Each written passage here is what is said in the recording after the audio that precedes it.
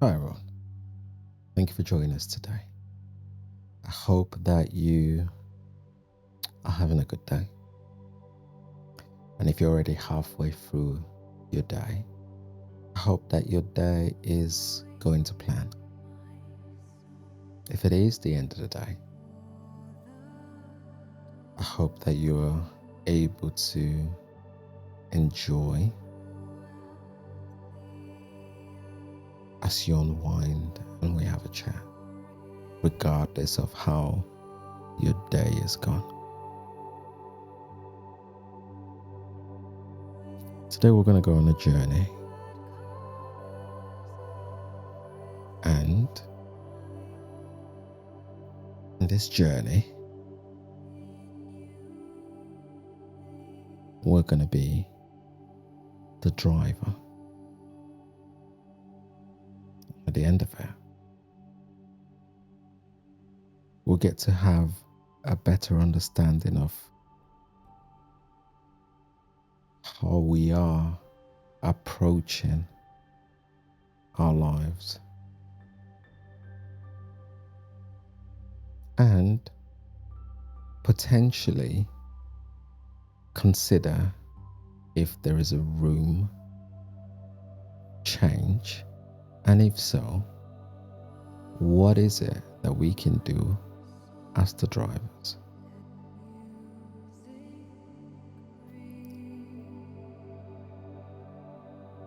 But before we do that, we've got to go back in time, because before we were drivers, we were passengers. We were born and we had to get into other people's cars, and they drove us.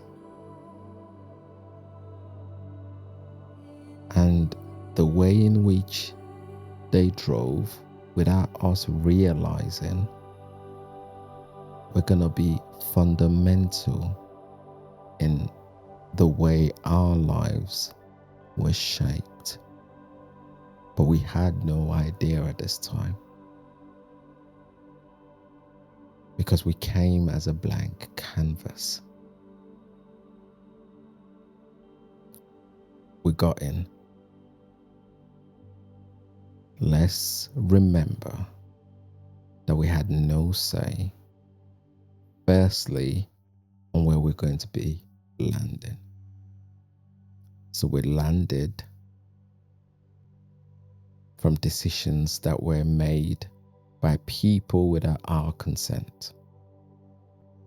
So that's the first thing that's happened. And then we arrived. And when we arrived, some of us, we had the opportunity to experience love in different ways. And our interpretation of love could be described in different ways. For some of us, we had the opportunity to experience our first hug, to experience the opportunity to be told you're handsome, you're cute, you're beautiful, you're amazing.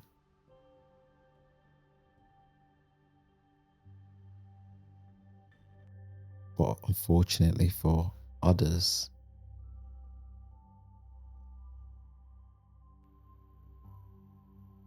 you didn't have this opportunity. Or we're told you're not exactly good looking. You had all the nasty things that you couldn't or shouldn't be exposed to. But again, you're a blank canvas. You knew nothing. You're just a passenger. You knew no better. And this are the first seeds that are planted inside of you without realizing, and you carried on. So you get to the next stop, and the next stop is where you become not only exposed to what life looks like within your own immediate circle, a tiny little circle, but what it looks like when that circle is expanded and more people are allowed into that vehicle, that mode of transport.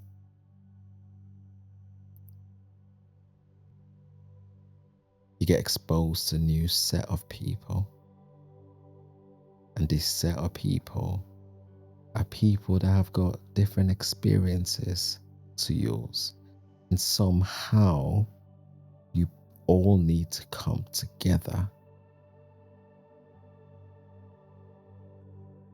and coexist. So, from your circle, if you're unfortunate to have been told the nasty things in life,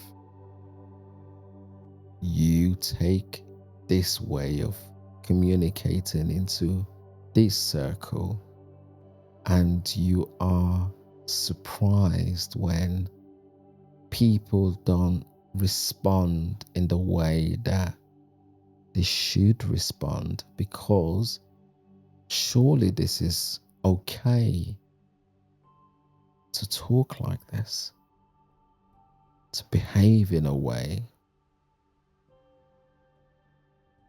that you've experienced and seen. It's got to be appropriate, because the idea of what is appropriate and what's not appropriate is not a concept that you are used to yet.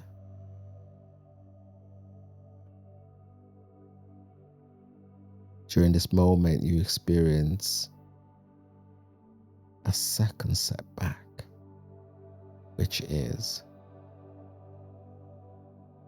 some people are going to be nice to you and understand the journey that you've been through and try and support you to amend that, or other people are not going to tolerate that, and you're going to be rejected. But remember, you don't even know what this means yet. You're only at a second stop. You begin to feel something that you don't quite understand. And the people that are meant to help you interpret those feelings don't even understand it themselves.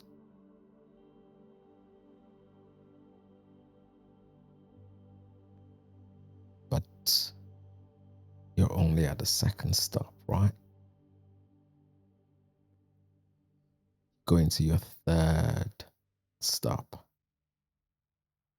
as you get older. And within this stop, you encounter people that are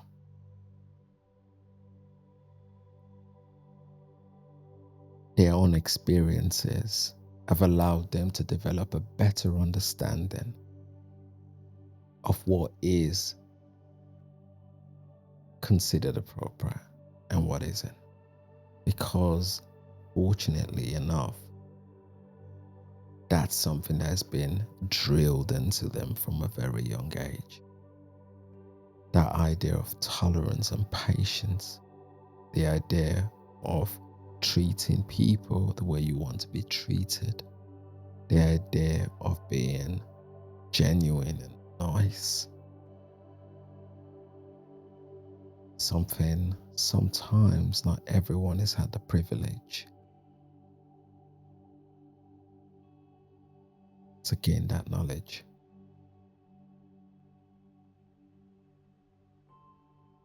And now you've always walked your life with this understanding that the way you behave is the way you need to behave, regardless of where you are. You're told to be tough. You're told to take no rubbish from anyone.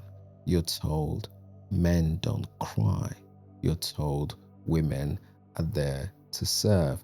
You're told, regardless of who and where you're from, you're meant to behave in a certain way because that's the only way you survive. And as you go out there and somebody becomes what you consider rude and disrespectful, you retaliate by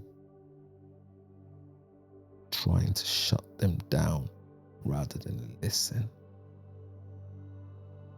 A key skill that for a lot of people should have been developed at stage 3 has not been developed. So you're moving into stage 4 already at a disadvantage. But that's not the only disadvantage. You've already got other disadvantages. They seem to be piling up as you're going through. You get to stage 4 rather. In all of this time, there have been other things that have been happening. People at different stops have been in and out of your life.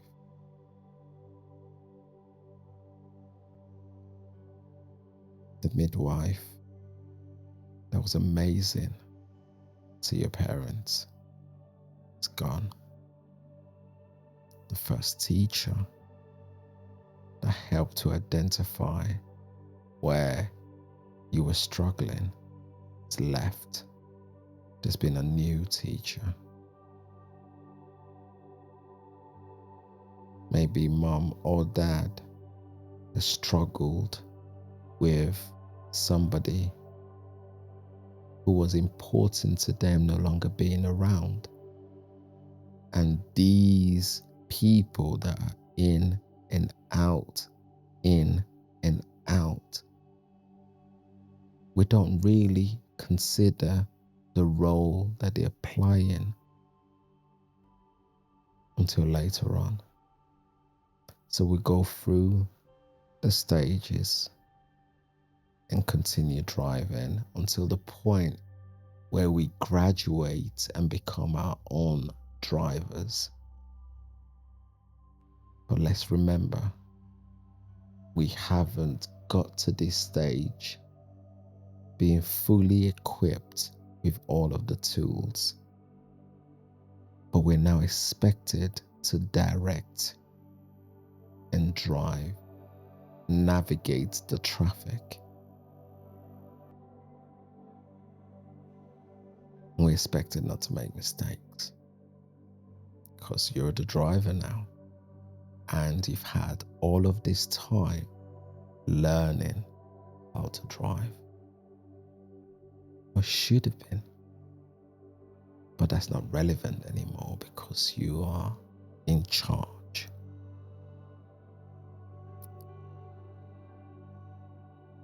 You're in charge of forming relationships. But how do you learn how to do that?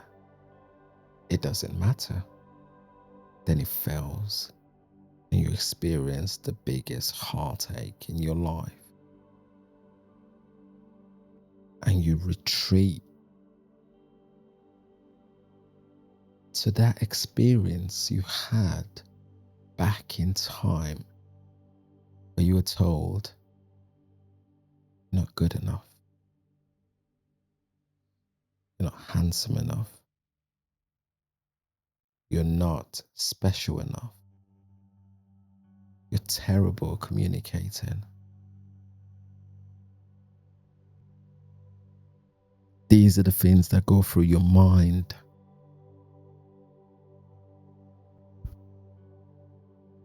For some people, that scar is like built upon other scars and then other scars and then other scars. And that's the train that we go through. That not until we truly examine the journey and pathway that we've gone through in life are we able to fully appreciate that there is a healing that is required of us to be whole again. If you see things that as an adult, people are not telling you, that's not appropriate, that's not how you talk to people. That hasn't just come from somewhere. It hasn't just started today, but it has come from somewhere, because that's how you've absorbed communication and considered communication to take place, which then means we're having to relearn, retrain ourselves. For some people, they are blessed and gifted that opportunity to not have experienced that. For others, that you haven't had that opportunity, the most important thing to know is that it is never too late.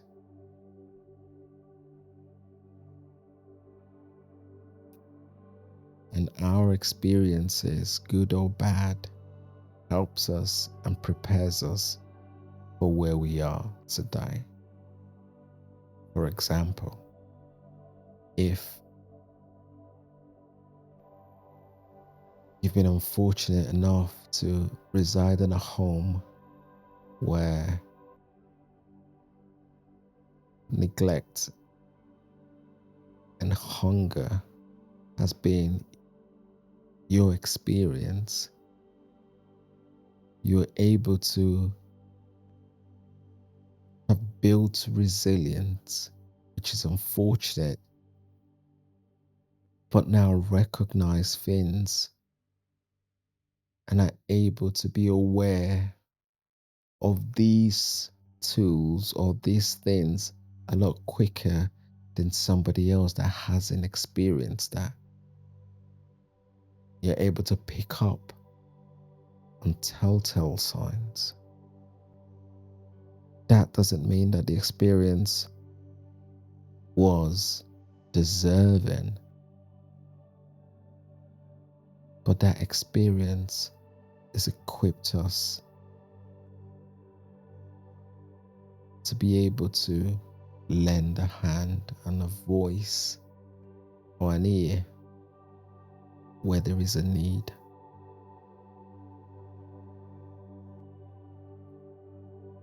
The bus stop of life is one that will forever be there until life ends, but it's what we do with it. For every bus stop, there are people that gets on and people that comes off. And as the driver, we get to dictate and decide which people we're going to let on our bus when we are in charge of it. When we are not, we haven't always got the say. But when we are in charge, we can help redirect the flow of traffic in the way that we want to go. So we can decide, do we think it's appropriate to let that person who's going to cause us harm onto our bus, knowing fully well the sort of person they are? It doesn't mean we don't entertain them in a way of trying to help out, So if somebody is abusive, either physically, mentally, or otherwise, do we think that is a friendship or relationship that we should entertain? Or even more crucially, not just for ourselves, but for our children, do we think that's acceptable? And if the answer is no, why are we? Because our why sometimes traces back to time before we were in charge. And how do we overcome that? We overcome that by giving ourselves permission to heal. And that's okay.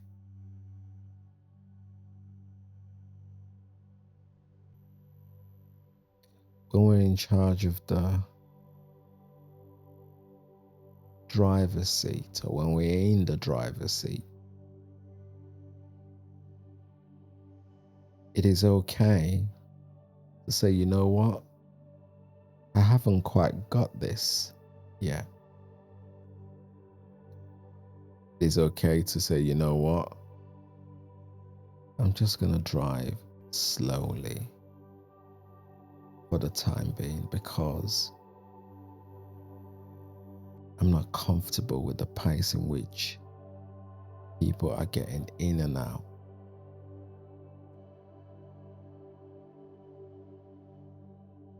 I'm not comfortable with the way people are taking advantage. I'm not comfortable with being unkind because somebody has told me that that's okay.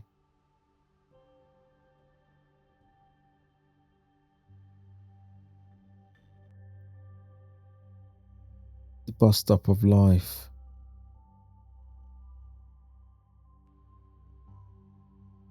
can be dictated by us or by others. Either way, we need to make a decision.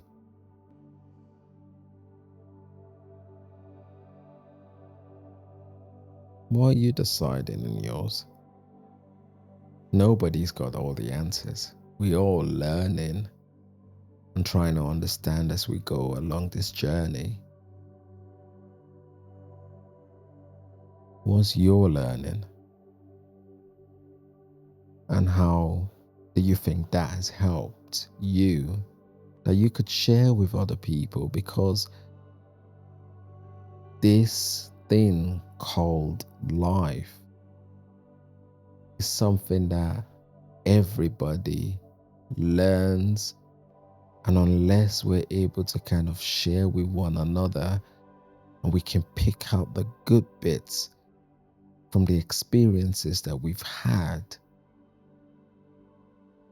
we keep making the same mistakes over and over again, which makes it even more painful to exist sometimes